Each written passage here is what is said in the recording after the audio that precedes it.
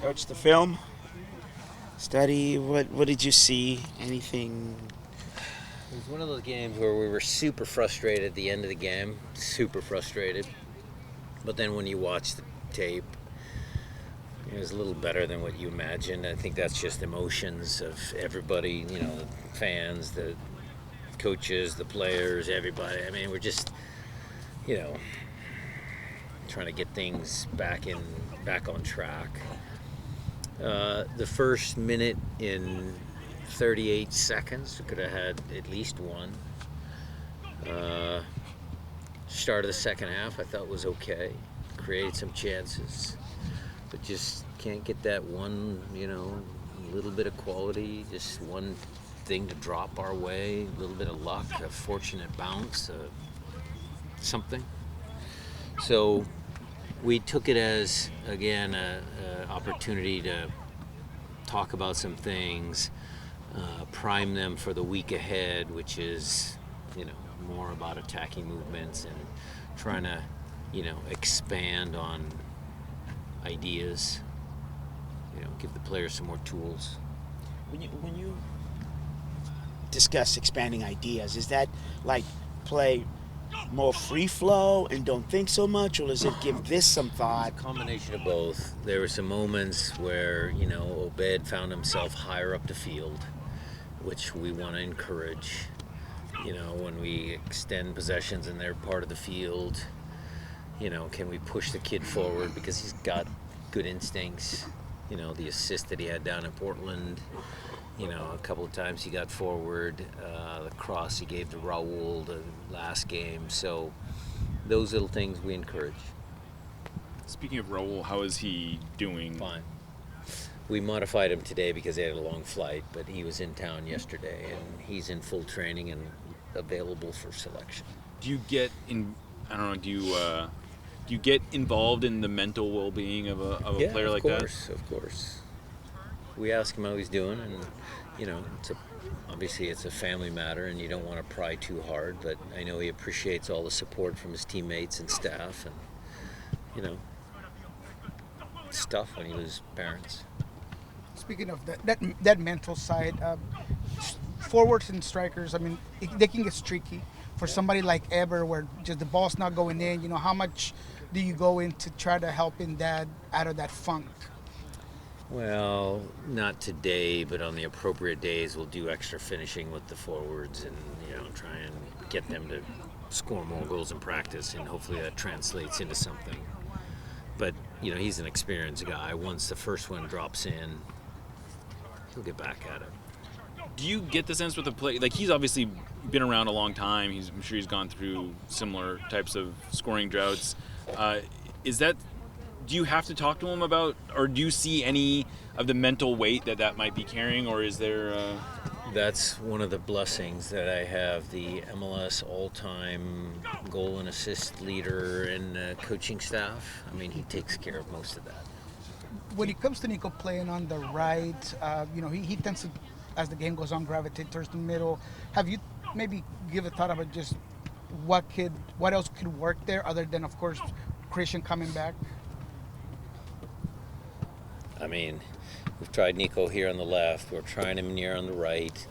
Again, my conservative nature and the way I coach, it's been a couple games. Has it been great? Well, no, because we haven't won games. We haven't the performances. The reality is the scoreline. But it hasn't been all bad either. I mean, if he scores that goal with his right foot, granted it came off the second action of the corner kick, and we go on to win the game, everyone's going to say Nico had a great game, or thank God Nico's scoring, or, it's a different narrative. So there's been some moments there. He's one of the ones that if he moves out of a position and Obed moves forward, or, if him and Albert switch because there's a set piece or something, I'm okay with that.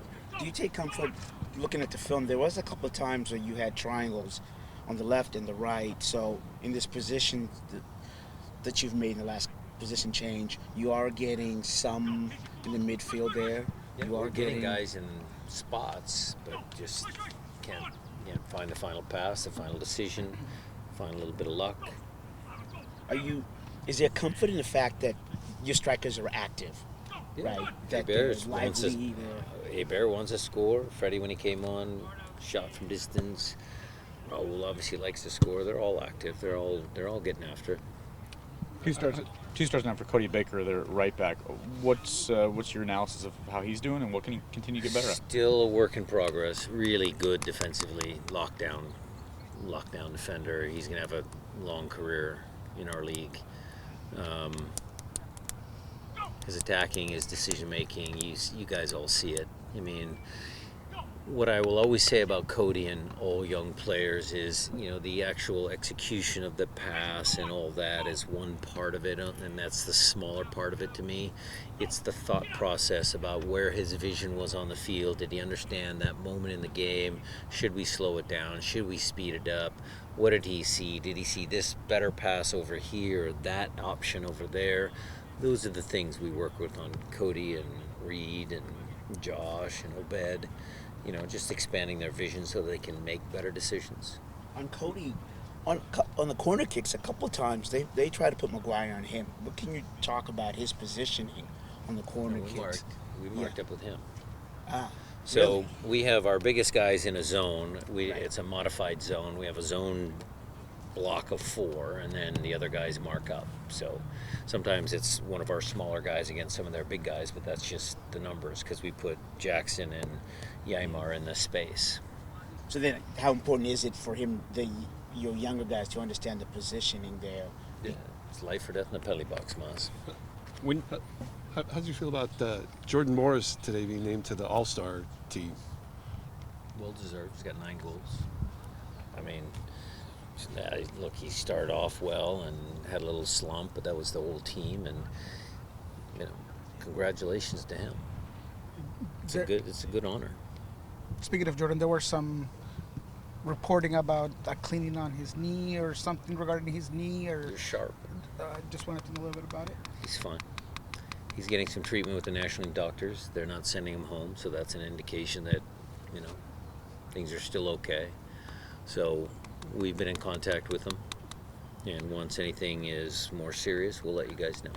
is the expectation that he's going to be available to play the St. Kitts game, or is that not? That's what they're hoping for. Okay. Yeah. When you're assessing or comparing two young players like Josh and Obed and determining playing time there, what goes into that, and how do you sort of see that? Different factors. I mean, look, Obed's on a rise. Josh has had a little bit of a lull. There was an injury that Josh took after he scored that golazo. Sometimes the ebbs and flows of young players' confidence goes into that. They're two talented young kids. Results again if the team's playing well with one or the other. A lot of different things. Josh has the advantage because he's bigger, good in the air. Obed maybe is a little more attack-minded. So it's always on our minds which one's going to start and which one's going to, sit on the bench. Do you like that? Last couple for Coach Do you Schmetzer, like the guys. idea of having one of them on the field right now? Yeah, for sure. Yeah, we need some legs and energy, and those guys provide that for sure. It sounded initially like Javier Arrega's quad strain was pretty serious. Just wanted to know if you had a That I can on update on you on. Yeah, it's a pretty serious one. He did his quad and the tendon 10 weeks, 8 to 10 weeks, somewhere in that range.